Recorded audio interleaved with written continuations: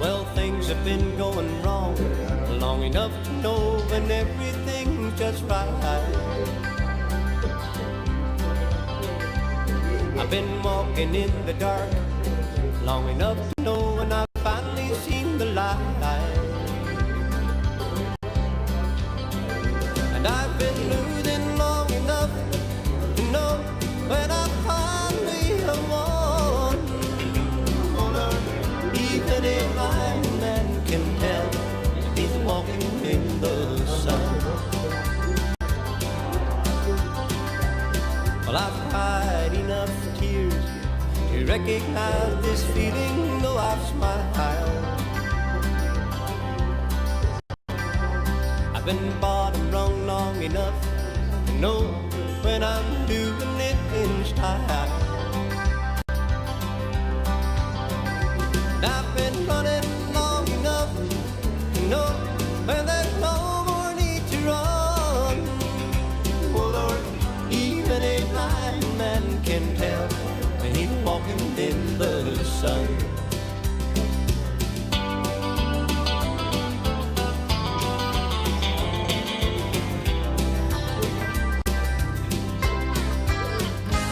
Now the wind is at my back, and I'm sailing on a ship long overdue.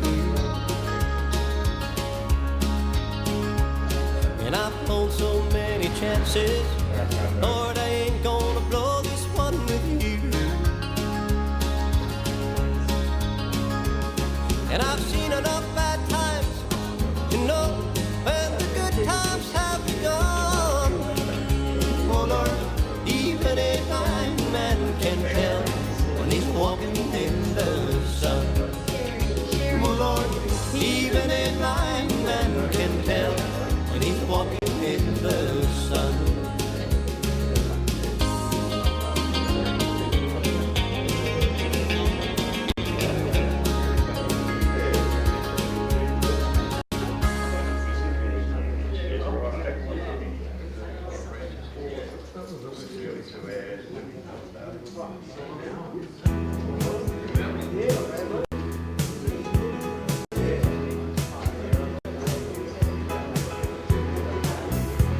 It seems like yesterday,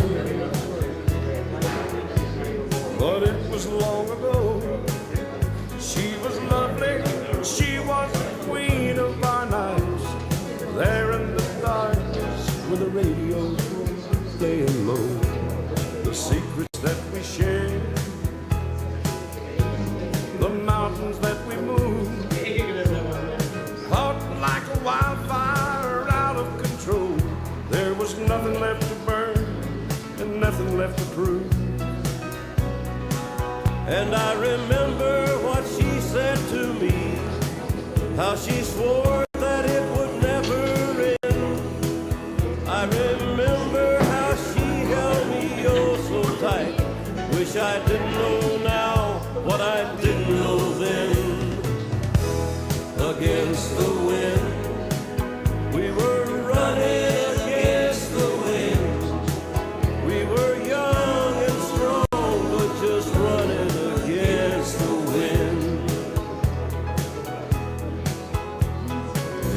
Rolled slowly past. I found myself alone, surrounded by strangers I thought were my friends. I found myself further and further from my home. I guess I lost my way. There were oh so many roads. I was living to run and running to live, never worrying about paying or how much I owe. Moving 8 miles a minute for months at a time, breaking all the rules I could bend. I began to find myself searching for shelter again and again. Against the wind, we were running against the wind. I found myself seeking shelter against the wind.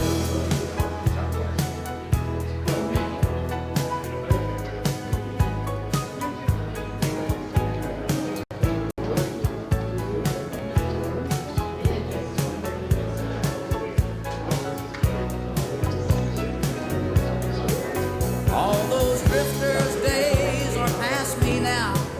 I've got so much more to think about. Deadlines and commitments, what to leave in, what to leave out. Against the wind, we were running against the wind. We found ourselves seeking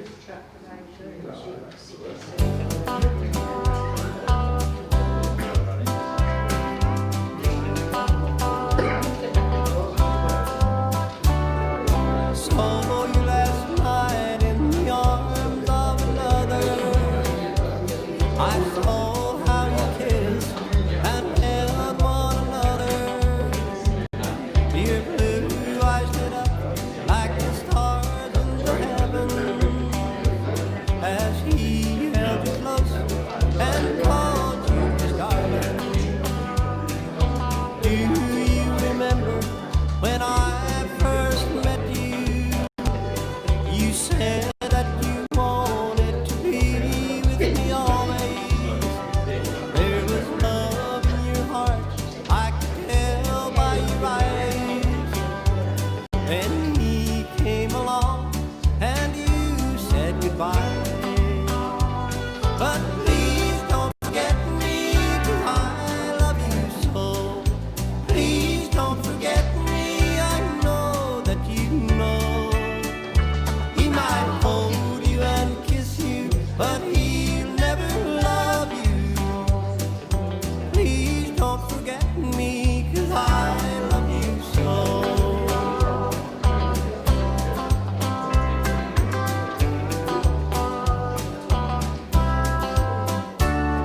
Someday you'll find that he doesn't love you.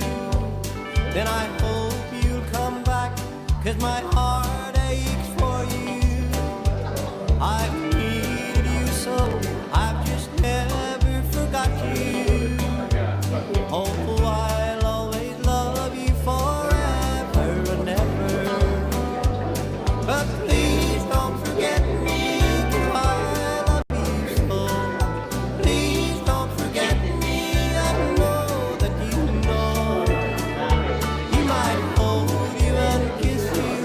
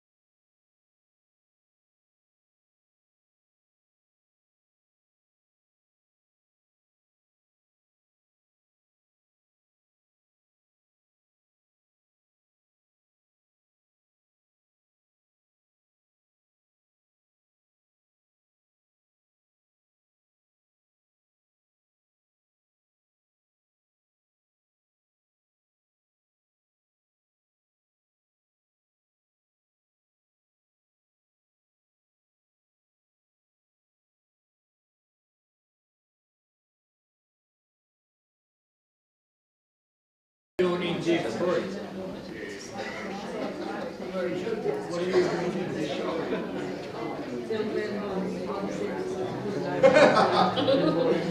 You took your mate with you, I see.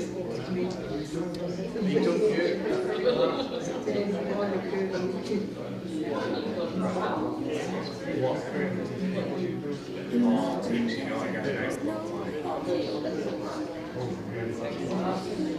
Not quite back. Oh, yes. Played again. Played again. No. We won't be hosting the pool. We won't give By the souls. Imagine all the people living for today.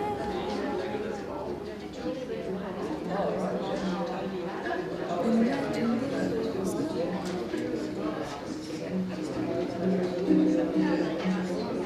there's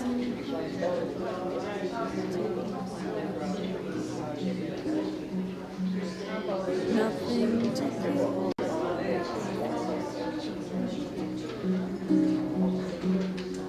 And no religion to imagine all the people living in peace.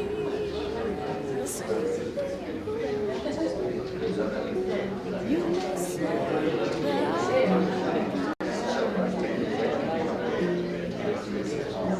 but I'm not the only.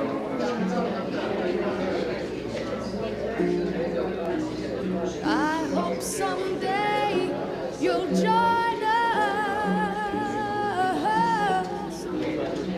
in the world.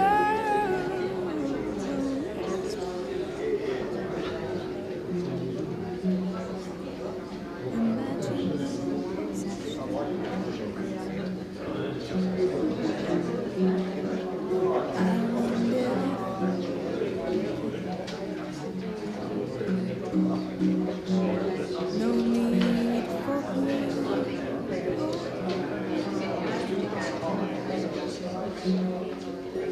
or brotherhood of man.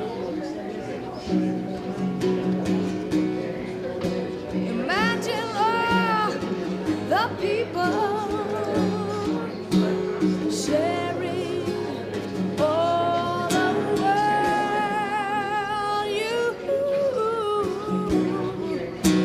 You may say that I'm a dreamer, but I'm not the only one. I hope someday you'll join us in the world.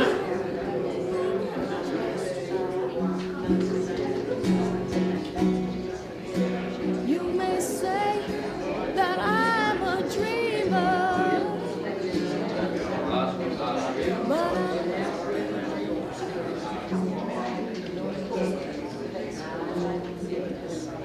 I hope someday you'll join us in the world. We'll live this world.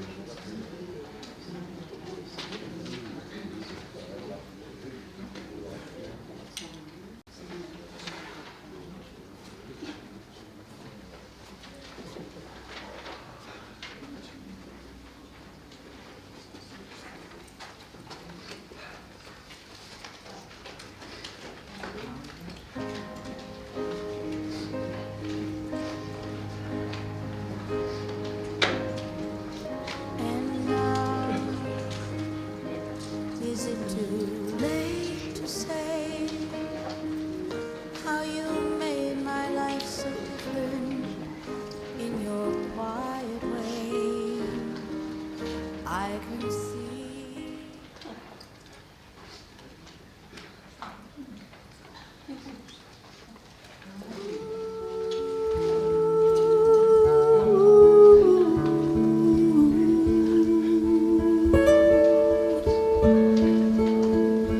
You remember me when the west wind moves among the fields of barley.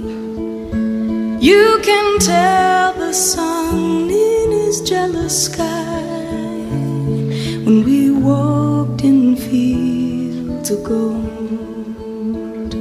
So she took her love for to gaze a while among the fields of barley.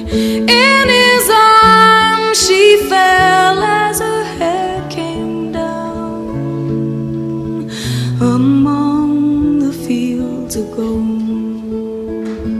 Will you stay with me? Will you be my love among the fields of barley? And you can tell the sun in his jealous sky when we walked in fields of gold. I never made promises lightly, and there have been some that I've broken, but I swear in the days still left we'll walk in fields of gold. We'll walk in fields of gold.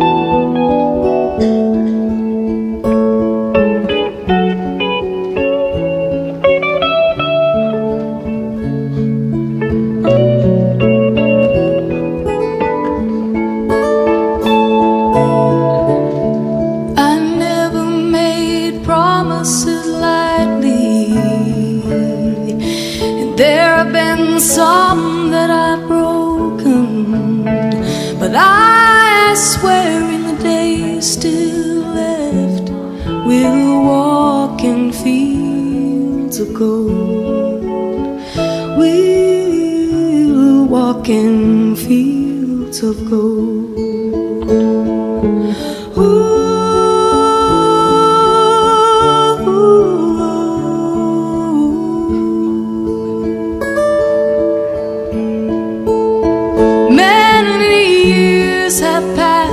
Since those summer days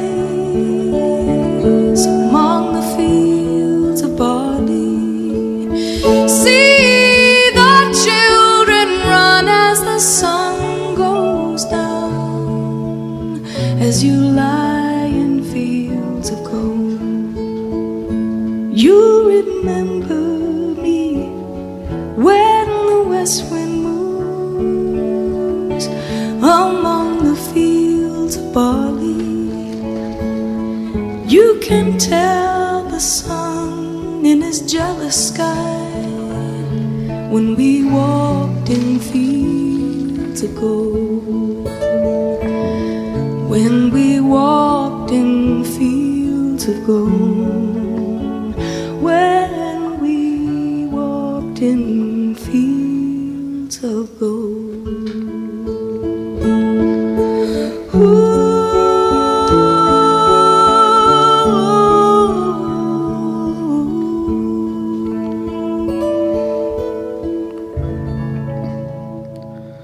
Miriam is now walking in fields of gold. So today we meet to honour the life of a much loved woman, to say goodbye to her and to support each other as we face her loss. Rest peacefully, Miriam. We love you. Ever the lady, and you always showed a genuine care for others. We respected you for your courage and your quiet dignity. We will always remember the good times and that extra special sparkle in your eyes. Your suffering was born with the same grace and dignity with which you lived your life. A truly loving, devoted, and unselfishly supportive family member, and a friend who will be so sadly missed. Miriam, you are a precious memory to be treasured every day. We are live streaming today, my friends, as probably you would be aware, and I know of a few gatherings around the place that are tuned in, and they, of course, will be sending their condolences and sympathies to the family, as you know, and they would, even though we're restricted here, then they are all with you in spirit, and of course send their very best and remember the wonderful times that they have had with Miriam, and especially the group of people at the Penguin Sports and Services Club today, where we will be gathering after the service of the day is finished. So lots of people around the place are tuned in today. So yeah, we send you our love and they send you theirs. So good morning to you all, and on behalf of the family, I welcome you as you have gathered to pay your respect to a good woman, Mrs. Miriam Amelia Thompson. My name is Dudley Corbett, and I'm indeed honoured to be invited by the family to conduct this celebration of Miriam's life. And what a life it has been to be celebrated. Full on for 91 years or so. A life well lived. Yes. The service will take place here in the chapel, and then the process will go to the Central Coast lawn for interment, but that will be a private family gathering at the cemetery a little bit later on, and then the family would love to have you join them, and they will join you at the Penguin Sports and Services Club for a cup of tea and a good old chinwag. Lots of memories, no doubt, will come to mind as you recall all the wonderful times that you have had and made with Miriam. At the end of this service in the chapel, there are a box of lovely flowers down there, so if you would like to place a flower of remembrance on the casket as you go at the end of the service, you're more than welcome. And speaking of flowers, how is that for a farewell bouquet? Oh, I've seen a lot of funerals, and I don't think I've ever seen a better one than that. That is magnificent, so congratulations to all involved there. Lovely flowers from lovely people. The family have also asked me to thank you for your attendance here today and to assure you of the great comfort it gives them to know that Miriam was so loved and so respected. I think that the Miriam that I knew wouldn't have wanted a great big fuss made at her farewell. I think she would have said, "Don't go on too long, Spud. Get it over and done with." Well, respectfully, of course, as we will. But tell my family and friends to move on, to make the most of their time. She wouldn't want you to be sad, but she would want you to smile when you remember all the wonderful times that you've had and made with her. And there are just so many of them. Yeah. Yes, Miriam, she would be very thankful that you people today came along to say farewell. She will always be in your minds and in your hearts, and we will always remember the amazing legacy that this amazing woman has left for us. So hold your loved ones close today and whisper in their ear. Tell them how much you love them and that you'll always hold them dear. Take time to say, "I'm sorry, please forgive me," or "It's okay." And if tomorrow never comes, then you'll have no regrets about today. I'll just, excuse me, I'll read you the notice that appeared in the paper. Miriam passed away suddenly but peacefully at the hospital in Burnie, surrounded by the love of her family. Forever cherished wife of Jeff, beloved mother and mother-in-law of Wayne and Patricia Manson, adored Nan of Shane and Melissa, Naomi and Loren, and great-grandmother of Ned Manson, Stanley, Bryce, Aidan and Jess Hodson, Chelsea Jackson and Bella Rose Beattie. Thank you for all your love and support, and when you're down, you've got to be up. Love mother and mother-in-law of Gailene and Rob, deceased Ellsworthy. Love Nan and Gran-Nan of Marek and Tiffany, Giselle and Hudson Porter and Danica Porter. Will be so sadly missed and loved to the moon and back. Yeah, the tributes flow, and if everybody today could stand up and tell their story of connection with Miriam, we'd be here for a long, long time, because there are just so many wonderful memories that could be shared, and no doubt a lot of them will be shared a little bit later on as we rejoin the family up at the club. A young lady who has been working hard for the last 3 or 4 years putting together a eulogy is about to join us, and I welcome daughter Gailene to come and to tell us a little bit about Mum. It's all yours, Gailene.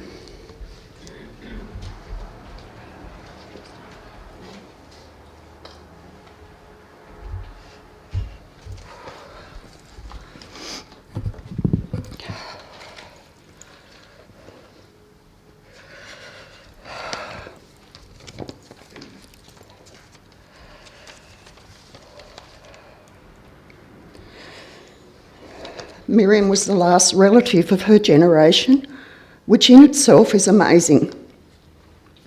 Mum was born on the 26th of August 1929 at the Latrobe Hospital. She was one of 6 children to George and Bertha Faulkner. Her siblings were Max, Donald, Frida, Beryl and Teddy. They lived in Latrobe, and then they lost their home in a fire. With the insurance money they received, Pop bought a farm at Moriarty. They apparently were as poor as church mice, in Mum's words. The children all went to school at Moriarty, then Wesley Vale. They actually had shoes for school, but none to wear at home. All the sisters had to work on the farm, digging potatoes, tending the cattle and driving the tractor to the creek to get water for the household. There was a shortage of workers because of men going to war. Frida and Mum milked 10 cows every day before and after school. Mum had her own cow that only she milked. She told me that while she was milking her, the cats would come and she'd give them a good squirt of milk. Hence the saying, grinning like a cat coming out of the dairy. Mum was lucky enough to have piano lessons and she would ride on a bike from Moriarty to Wesley Vale. As most of us know, Mum liked the odd cigarette or two or three or four. Apparently she used to steal her father's tobacco and her and Frida would roll up behind the cowshed. She even had a crack at rolling up blackberry leaves to give them a try. Mum smoked until she passed. Even though she suffered from bronchitis all her life, she absolutely loved smoking, even though she would have a fit of the guilts occasionally, but she did truly love smoking. I guess she was one of the lucky ones that it didn't seem to harm her. I've actually placed a packet of cigarettes and a lighter in with her to send her on her way. Her father was the first person in Moriarty to buy a television, much to everyone's delight. People used to come just to watch the static. I remember when they moved to Latrobe and we would visit, we would sit totally glued to the ABC test pattern. Mum left school at 14 and went nursing at 17 at the Latrobe Hospital, following in her big sister Frida's footsteps. Mum nursed for 2 years and absolutely loved it. While nursing, she met her future husband in Cyril Manson at a dance. Everybody used to go to the dances in those days. Mum and Dad absolutely adored dancing, and I guess that's where I got my love for it. They always looked amazing when they were on the dance floor together. I was always mesmerised watching them. So she married Cyril at 19, and they went to live in Railton and produced 2 children in Wayne and I. I remember going to Pop's farm and there were some piglets. I begged Mum to please let me bring one home as a pet, but that was a big, fat no. We all know that they make great pets, don't we? I still don't know to this day what the problem was. They left Railton after asking her mother if he would loan them the money to buy a home in Penguin. I think Mum would have been about 30 when her father was tragically killed on his farm by an angry neighbour. It was a tough time for her because she totally adored him. My dad always said Mum changed after that tragedy, and who wouldn't? Later on, they bought the Mission Hill store. They ran this business for 7 years, for 6.5 days a week. I remember closing the shop at midday every Saturday, and off we would head to watch Wayne play every game of football. They had to be back to open the shop at 5, but we never missed a game. Mum was a big tomboy, played ladies football in Railton even in those days, then played tennis and badminton and got to the top in both disciplines. Whilst in the shop she played golf. She got down to a handicap of 7. I had the privilege of caddying for her many times. Wayne and I also have had the pleasure of playing tennis and bowls with both of our parents, which I absolutely treasure those memories. Mum put in many years at the Allison Golf Course in Ulverston. She was ladies' president and held other positions within the club. An idea came to fruition and she planted many rhododendrons around the course. They now are absolutely stunning sight to behold. The size of them are amazing. After Mum and Dad divorced, Mum was lucky enough to meet and marry an awesome man in you, Jeff Thompson, at the golf club at Greens Beach. They spent many happy hours playing their sport together. Jeff was a pretty mean golfer as well. After Mum could no longer play due to back issues, she started lawn bowls at the age of 60. As I always say, you're never too old to learn, which she proved. She went on to win many titles and trophies with Penguin. She was also awarded life membership. I started bowls later and have had some very special times with Mum, going on bowls trips, representing the state and winning titles together. Those times I will treasure forever. Wayne and I have had the privilege of bowling with Mum many, many times. One of my best memories was representing Tassie with Wayne at the Australian Open in Melbourne, playing in the AER mixed pairs. Mum said she wanted to come and watch, and I thought, oh well, bit of a break for her, that'd be nice. Lo and behold, we actually took out the title. Mum was in her element. Photos in the press with her children. Spectators were so nice to her and so happy that she was there to see us win. Talk about a proud peacock. I was so grateful that she attended that event. She actually had a zip-up jacket on the day we won. If she'd have had buttons, they would definitely have popped somebody's eyes out.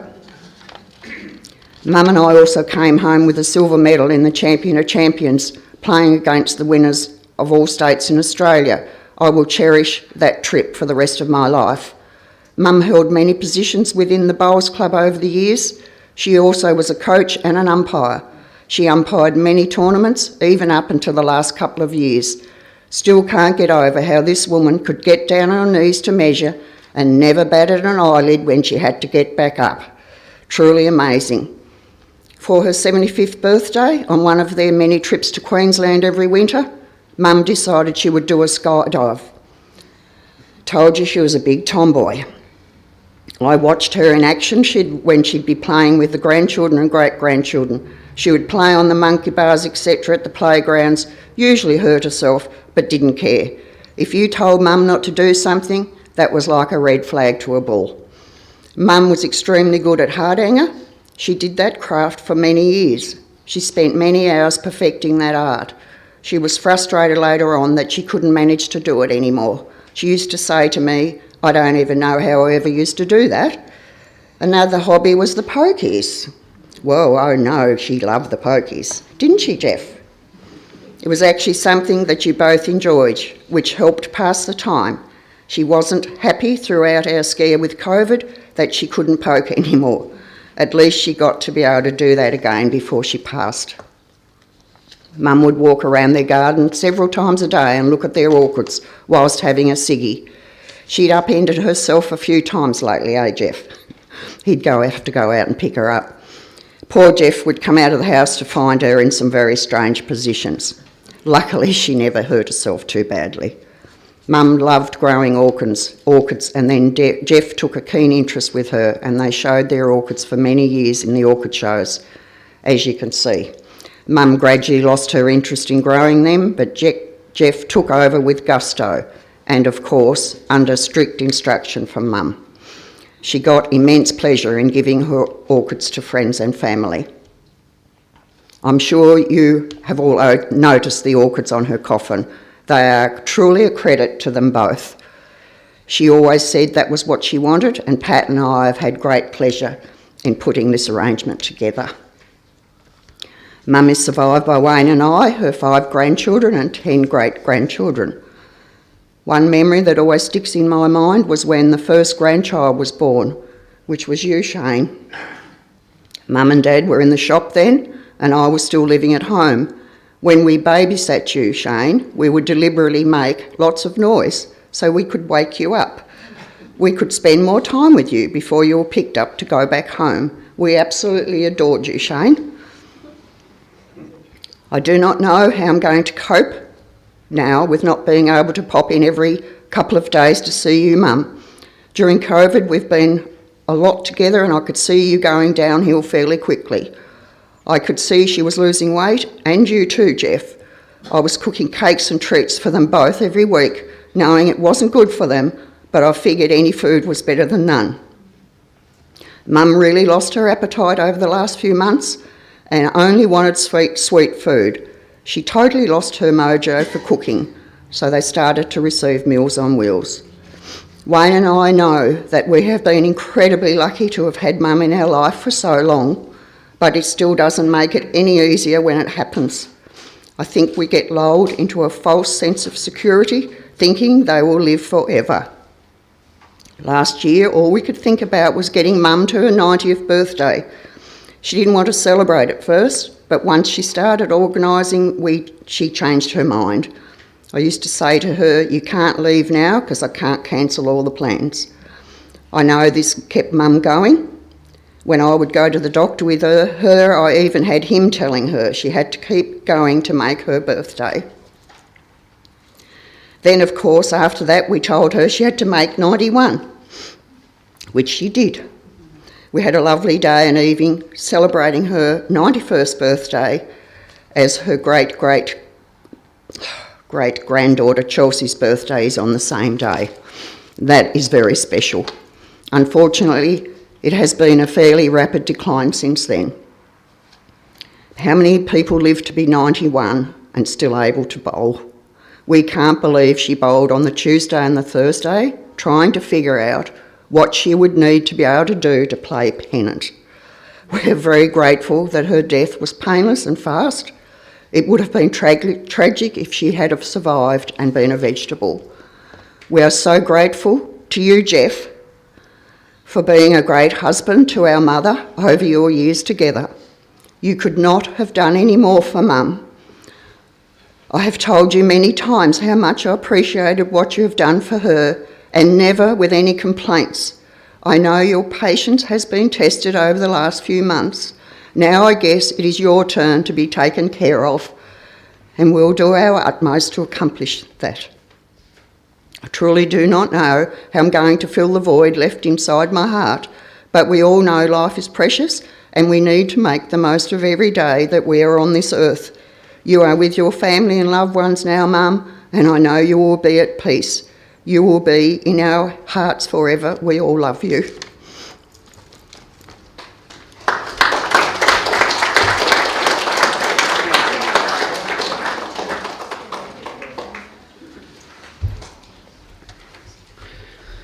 That was truly magnificent, yes. Thank you, Gailene. And I can almost hear the applause also from the Sports and Services Club from the gathering up there, as they would have dwelt on every word as well. Yeah, beautiful. And what a great summation. Thank you.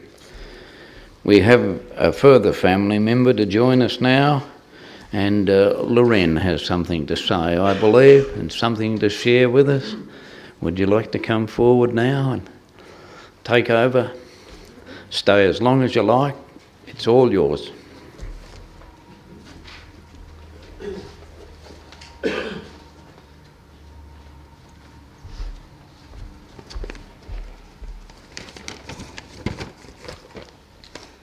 On behalf of Chelsea, my sister who couldn't be here today, she's written something for Nanny. Nanny, I feel so treasured to have had you in my life for the past 22 years.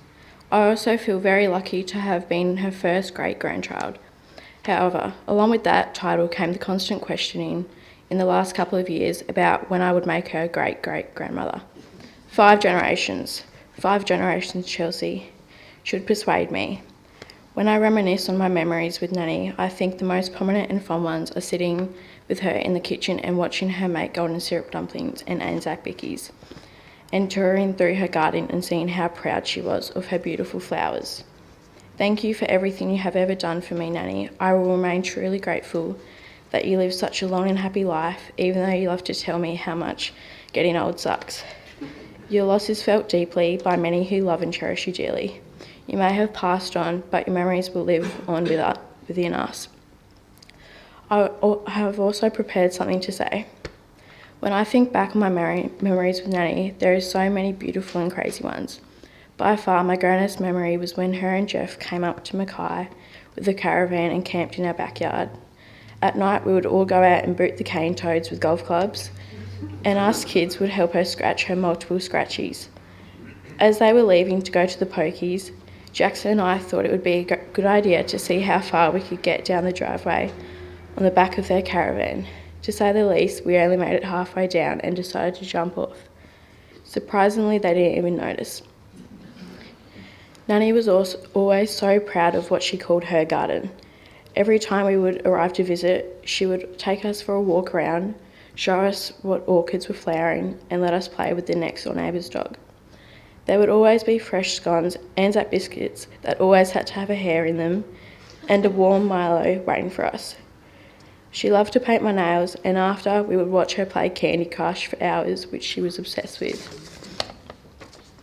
She was so fun to be around. She gave the bestest of hugs and always smelled so beautiful.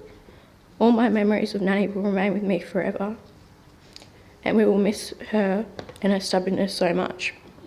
Thank you so very much for everything and always being an amazing great-grandmother. I love you, Nanny.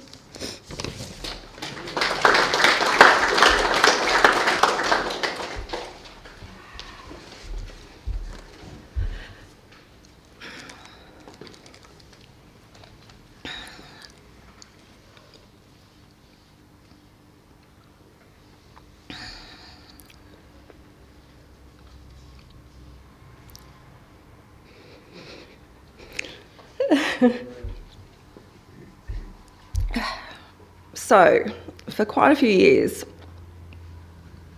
Oh, sorry, I need to do Danica first. Unfortunately, Danica wasn't able to be here today. She's been here for the last 6 months. Like recently, she had to fly back for work. And she got to spend that time with Nan and care for her and cook for her, and she would never have been able to do that if it wasn't for COVID. So that's one COVID positive. And she just wanted to say, you know, thank you to everyone, and that she was just, devastated that she couldn't be here with her mum and Marek and Jeff. And she's thinking of everyone right now. And she did love Nan a lot. Right. So, for quite a few years, Nan had told me she wanted me to do her eulogy. She actually wanted myself and Danica to do it. She didn't ask if I wanted to do it. She just stated it like I didn't have a choice. But each time she'd say it, I'd respond with, yeah, of course, Nan, whatever you want. And at the time I felt honoured and privileged and a little bit special. But now, standing up here, to be honest, I'm just really pissed at her for making me do it. So thanks for that, Nan. So to begin with, I'd like to convey a massive, heartfelt and sincere thank you to Jeffrey on behalf of all our family. She was so incredibly blessed to have you in her life. You had so many wonderful things in common. Your love for golf and bowls and football, and your braveness to not barrack for Collingwood. We commend you for that. You had the opportunity to spend so much time travelling together over the years and gardening, especially your passion for orchids.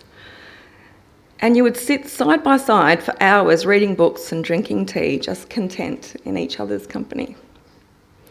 But most of all, you had the patience of a saint. She was a woman that knew what she wanted, and usually she wanted it right now. If Nan and Jeff were out for a meal, if a cup of tea wasn't quite hot enough, or a meal wasn't just right, Jeffrey would get the look. And he'd just roll his eyes and calmly say, yes, Miriam, and go and fix it. We all know how much she adored and appreciated you, and you two really did make the perfect team. So thank you, Jeff, for giving Nan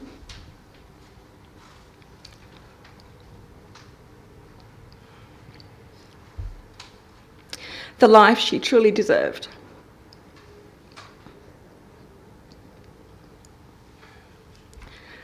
We will always be forever grateful. Personally, I was lucky enough over my life, short, young life, to have been blessed with a great deal of quality time with Nan. I have such fond memories from an early age of staying with her in a tiny flat near the beach in Ulverston. And we would ride our bikes and get ice cream, and we'd play tennis and golf, bake cakes and cookies, watch crappy soap operas on TV, which I was probably too young for. And I still remember at bedtime her tucking me in so tight with flannelette sheets that I could barely move. But it felt so good. When I was a teenager, Nan said we were going to go and have a game of golf. At that age, I'm pretty sure I had much better things to do. But anyway, off we went. And on the way around the Ulverston course, she named every single variety of rhododendron that she herself was the instigator in planting. I was so impressed. And I've since been back a few times when Jackson was playing, and it is still an incredible sight to see, as well as all the photos and accolades in the clubhouse. The kids thought that was pretty cool. When I moved to Queensland at 18, I was so lucky that Nan and Jeff would drive up to the Sunshine Coast for a couple of months every year to escape the Tassie winters. Nan loved the sun and was always very sad when her tan faded when she got back home to Tas. So during that time, I was able to spend a lot of precious time with her. We'd sit on the balcony and have a smoke, or 10, much to Jeffrey's disgust, and we'd talk for hours. We'd go to the markets, lots of walks on the beach, shopping, meals and pokies at the local RSL, and we all know how much she enjoyed playing those pokies. She was such an inspiration to me, and as Auntie Gay just previously said, when we were in Caloundra for her 75th birthday, as her birthday present, she decided to go skydiving, obviously. She was so proud of herself. A little concerned, though, as to how she was going to top that for her next birthday. And I don't know how many birthdays after that, she got a tattoo. Little blue butterfly on her ankle. And she sent me a photo, not of the tattoo, but of the guy doing the tattoo. And she said, "Isn't he cute?" Later, when I moved to Mackay, Nan and Jeff would come up and stay for a couple of weeks most years. And they'd hang out by the pool, read books all day and play bowls, of course. And it was so lovely that she was able to spend so much time with my kids and Naomi's kids growing up. It's very special. She'd go and watch them at sporting events and obviously tell them that all of their sporting prowess came directly from her, like no one else. She'd teach them how to make her famous Anzac biscuits. And I think she also unknowingly taught them how to be bossy. The kids used to mimic her, as she seemed to say quite a lot, "Shut up, Jeffrey." Ross and I went to America for a couple of weeks one year, and it seemed like a great idea that Nan would come up and look after them. I don't know whose idea it was. And she was only 81. What could possibly go wrong? Well, she got lost every single day taking them to school, mainly because she was ignoring what the kids were saying and relying on her crappy GPS.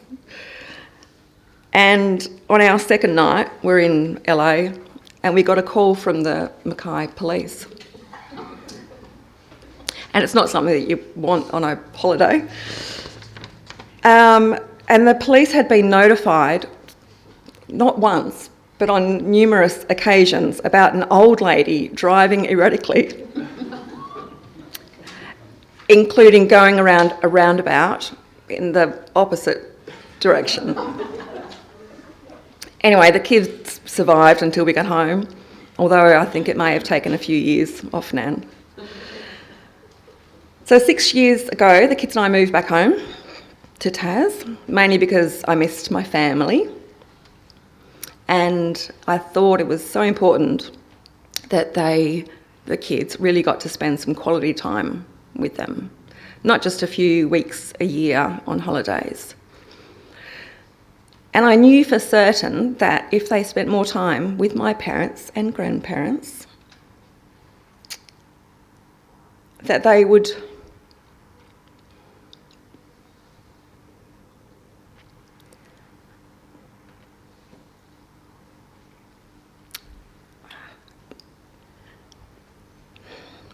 grow up to be better people for it. And they'll thank me one day.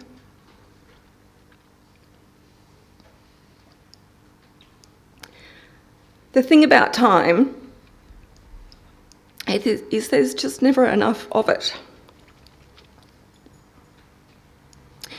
And we often get so consumed with our busy lives and work and kids that we forget to push pause and take a moment for those that most need it and most importantly appreciate it. And thankfully, with Nan, we did that. We took the time. We made every birthday and Christmas a big deal. Most Christmases involved Nan having a few too many champagne cocktails and falling asleep before lunch. And she always said, "No, don't worry about presents. You don't need to get me anything." Well, we certainly called bullshit on that one. And I have to say, she was very easy to buy for. It was like jewellery, and more jewellery. And over the last few months, we realised that time together was of the utmost importance when it comes to those you love, and especially of those unwell or of a certain age. And we decided we should get together at least once a week for family dinner, and that's what we did. So every Wednesday night, bar a few, we would all come together, and Nan would come in and park herself in her favourite chair whilst we got her a glass of bubbles. And she'd say hi to the kids and always comment on how much Jackson had grown since last week. And the dinner conversation was pretty much always the same. Can you guess? Bowls. Yeah, that's right. Go figure. Dad and Auntie Gay would disagree about the latest goings on at the club, and Nan and Jeff would pipe in every now and then, and the rest of us just shaking our heads and laughing at them. And after every Wednesday night, I was incredibly thankful that we all made the time together for a simple meal and a few drinks. Well, more than a few for Auntie Gay. And a lot of laughs. And after dinner, Nan and I would go outside and she'd have a smoke and I'd have a cough at the smoke. And she would thank me for a lovely meal. And we'd hold hands and have a chat and talk about old times and tell each other how much our friendship meant to each other. And I had a very special bond with my Nan, luckily. She was so stubborn, high maintenance, extremely funny, very demanding. But she was smart and she was snappy. Did I mention high maintenance? And she was so loving, and in her recent years, very forgiving. And she gave the best hugs ever.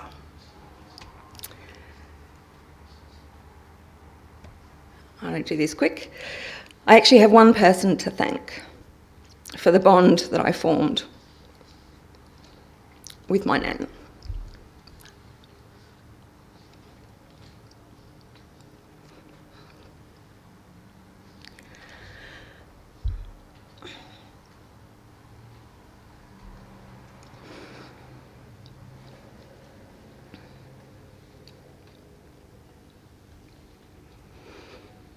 Her son.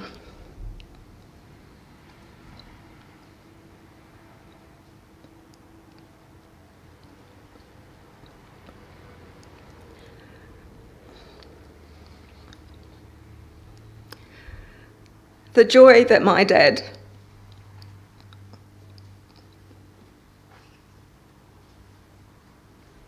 gave Nan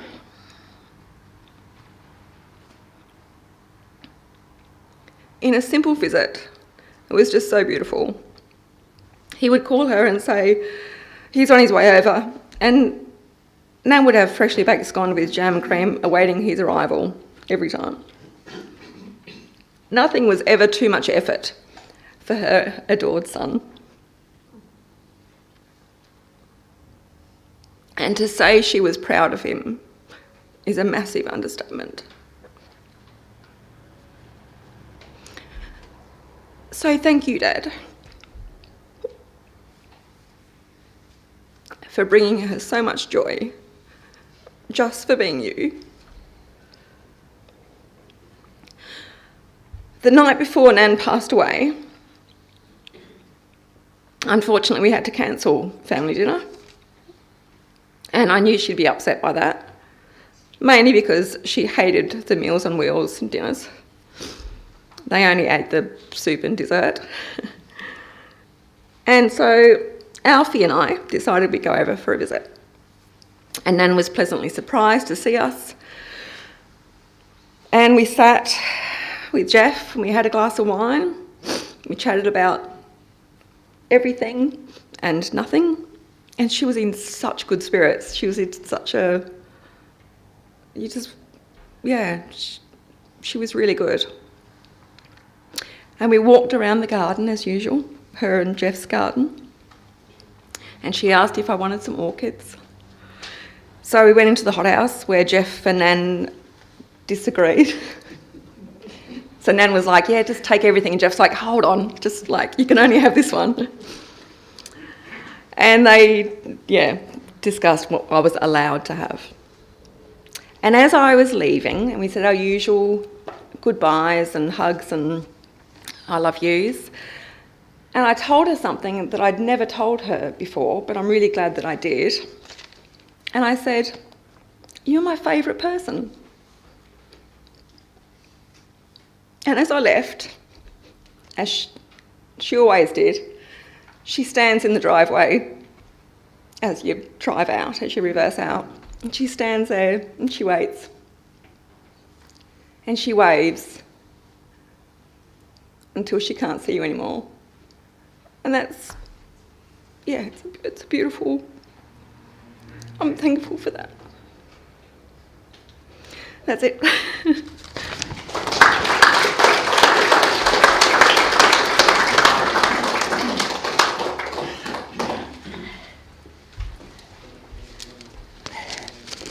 I certainly have just a few lines because I think everything's been said today. Hopefully it had. But just as far as a daughter-in-law, I was very fortunate to have Miriam in my life. Every time we got together, she would tell me, we love you, Trish, or my son is very lucky to have you. And of course he was. We had many laughs over the years, and she always treated me as a second daughter. In all the 50 years plus that I knew her, we never had a crossword ever between us. Fact is, I was the easiest child. And we will all miss her terribly.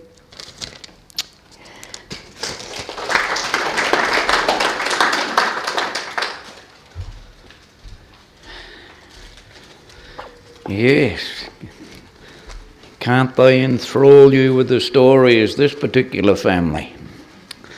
And now somebody who I think is going to join us to try and outdo the women.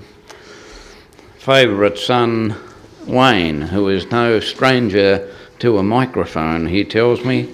So now it's your big opportunity, sir. It's all yours. Welcome aboard.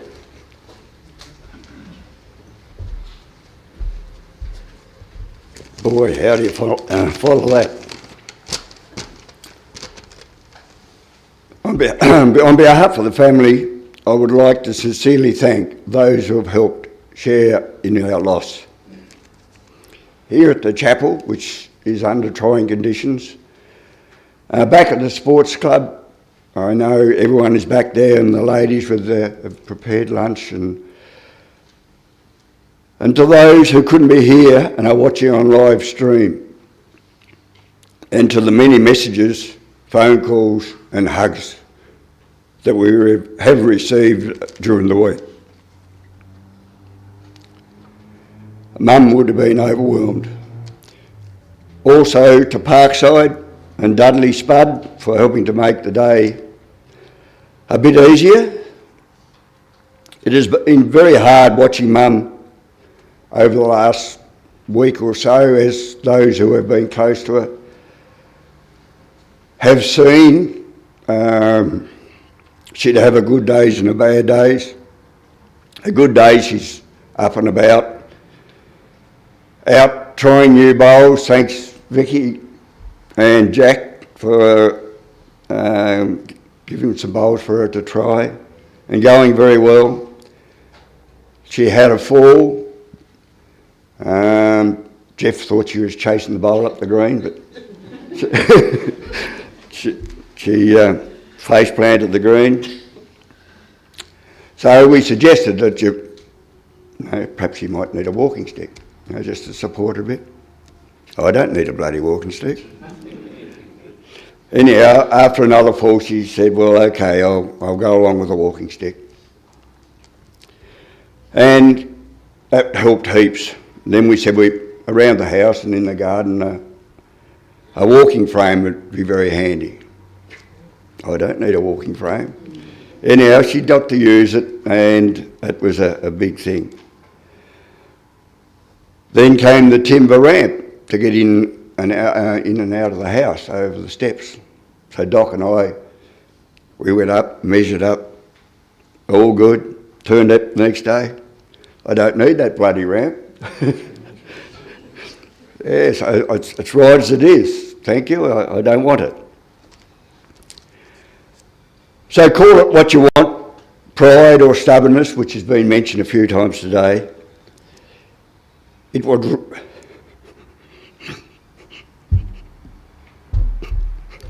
Shit.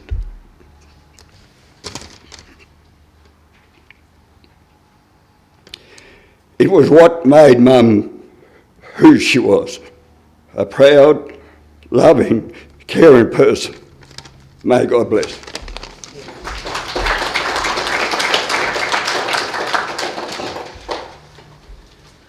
Yeah, thanks for that, and I know that you will all have appreciated the wonderful eulogies and tributes that the family have made, and once again I think that a collective round of applause is in order, my friends.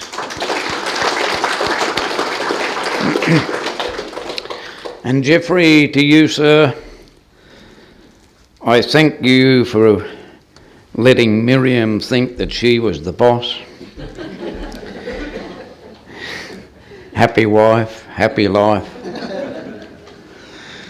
And I noted with interest that one of the pastimes was watching the test pattern on telly. In those days it was black and white.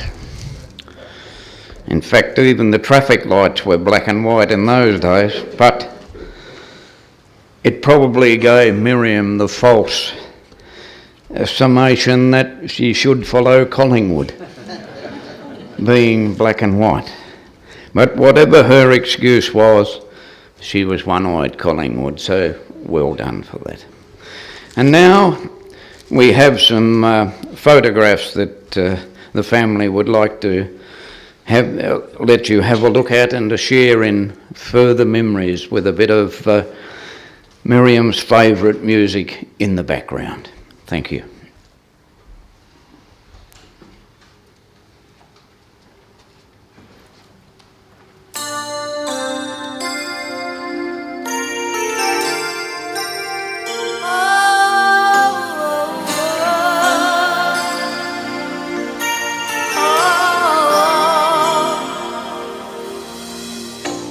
It must have been cold there in my shadow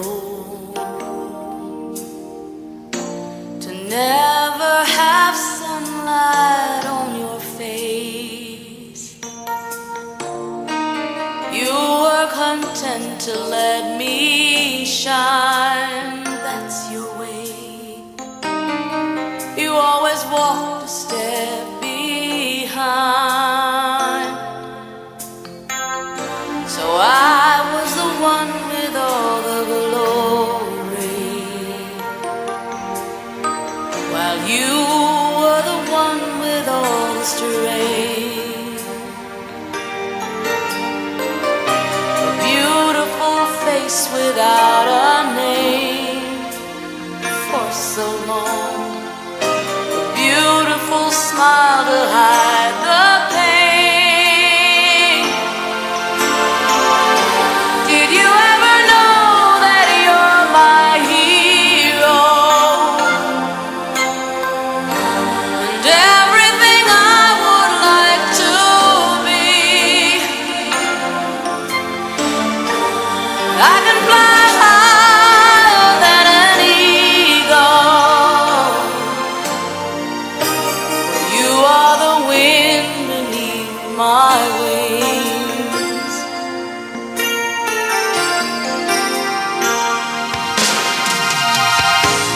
might have appeared to go unnoticed, but I've got it all here in my heart.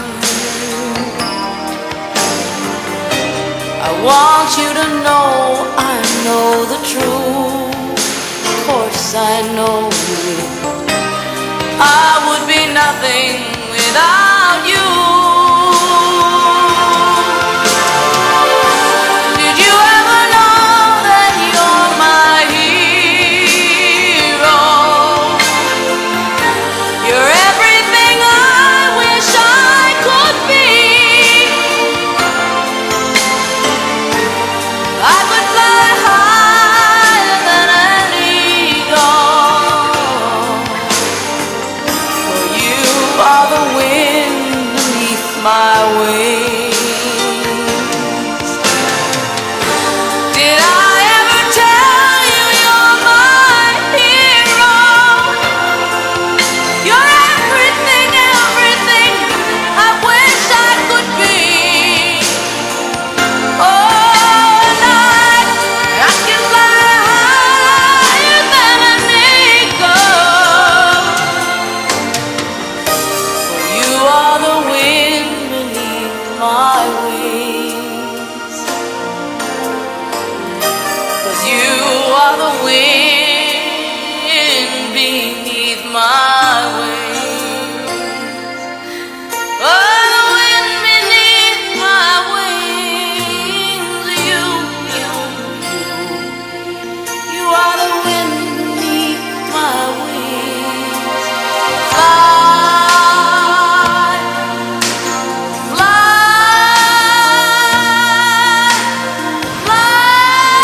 away. You let me fly so high. You, the wind beneath my wings. Oh, you, the wind beneath my wings. Fly,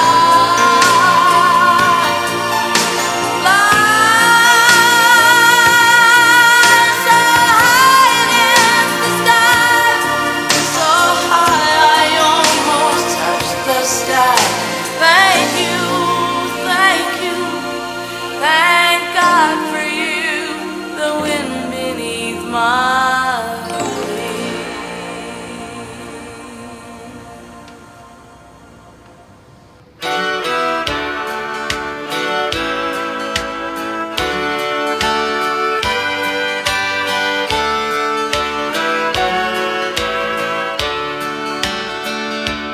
Oh, the first time we met, I'll never forget how my tongue got tied when I tried to speak.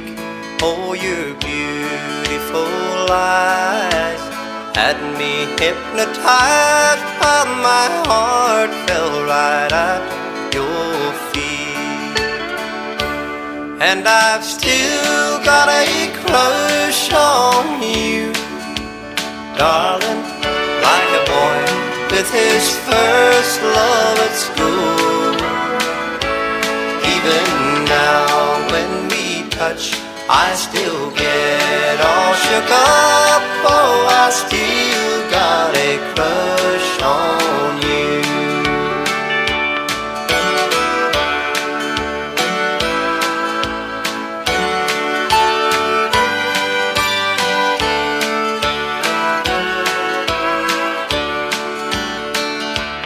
No, it's not your birthday or a special occasion, but I bought these flowers for you. Anyway, I just want you to know that the years haven't stolen the feeling I felt that first day. And I've still got a crush on you, darling, like a boy with his first love at school. Even now when we touch, I still get all shook up, oh, I still got a crush on you.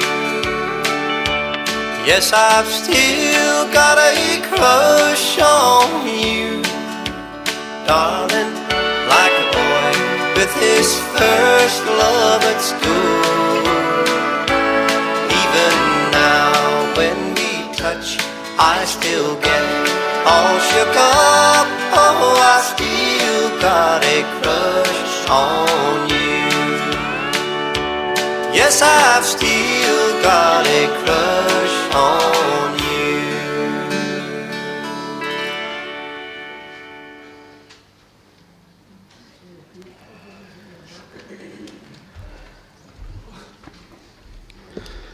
I reckon Alfie misses her as well. Yeah. God made a wonderful mother, a mother who never grows old. He made her smile of the sunshine, and he moulded her heart of pure gold. In her eyes he placed bright shining stars. In her cheeks fair roses they grew. God made a wonderful mother, and he gave that dear mother to you. I think Miriam would have said, "Remember me with a smile, now my life on earth is done. My dreams have all been fulfilled and a new life has begun. Remember me with a smile when grief may cause you to weep. One day we will all laugh again when our heavenly meeting we keep. Let's be thankful we shared good times. Keep the memories warm for a while. Let them bring peace to your hearts. And remember me with a smile."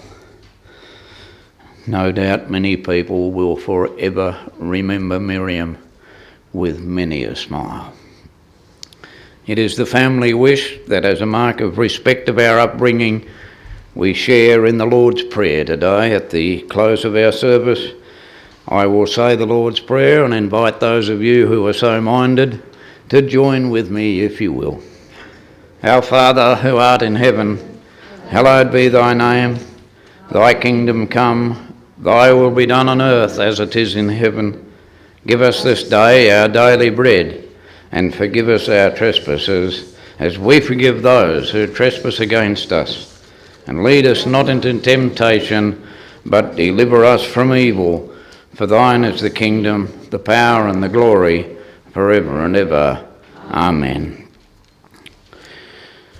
We have come to the end of our chapel service today, and I would like, just before we leave, to once again offer my personal sympathy and condolences to the family, and to thank you for having me to play a small part in Miriam's farewell.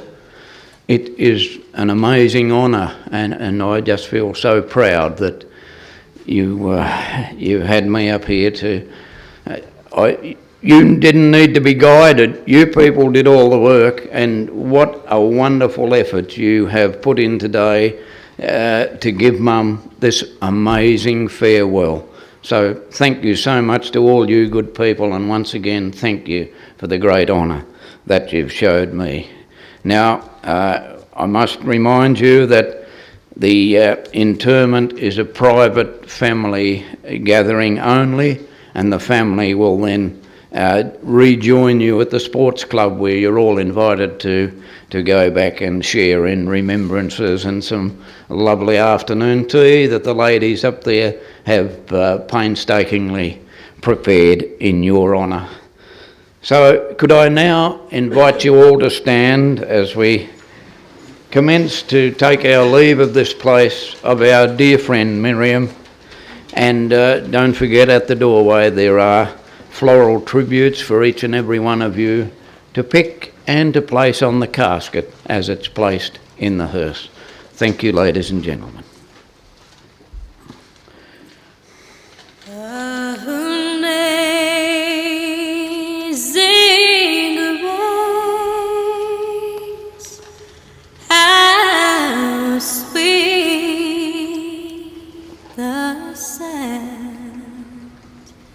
that saved a wretch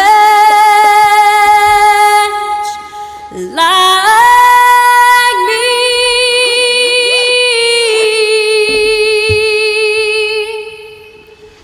I once was lost, but now I'm found.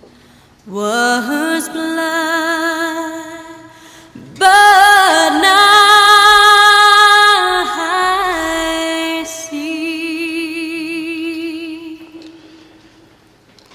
'Twas grace that taught my heart to feel, and grace my fears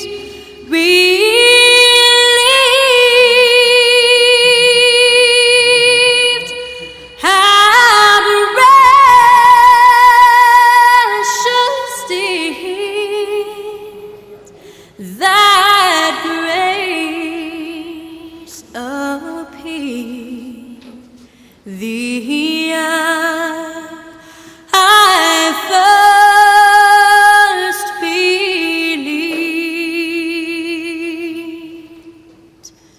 when we bend there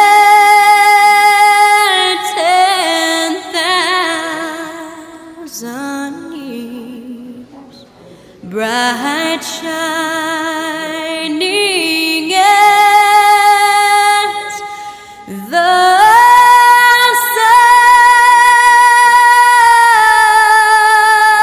sun. We've known less days to sing God's praise than when we first begun.